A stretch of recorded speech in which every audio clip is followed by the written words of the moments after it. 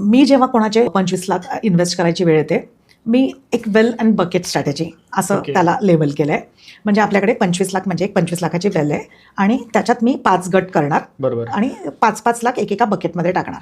तुझा पहिला जो बकेट असणार तो असणार लिक्विड किंवा FD किंवा डेट फंड्सचा, जिथून आपल्याला दर महिन्याला एक ठराविक अमाऊंट तुझ्या खर्चाला रेग्युलर कॅश फ्लोज म्हणून सुरू होणार. हे पैसे जोपर्यंत संपत नाही तोपर्यंत त्याच्यातनं पैसे काढत राहणार. तिथे काही रिस्क नसणार आहे. हे फिक्स्ड आपल्याला एक रिटर्न देणारा प्रोडक्ट असणार.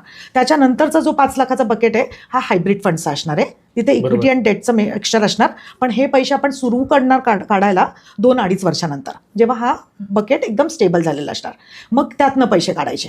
त्याच्यानंतर जो तिसरा बकेट 5 लाखाचा असणार आहे तो असणार आहे index funds, large cap funds, जिथे स्टेबल रिटर्न्स असतात.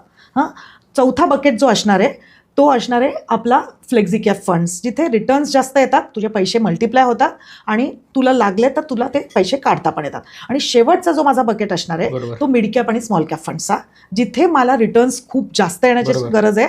पण तिथे पोचेपर्यंत परत मी हे सगळे 5 बकेट्स करणार. कारण का तुझे जे तू 10 रुपये त्याच्यात गुंतवशील ना शेवटच्या बकेट, तेच झालेले असतील 40-50.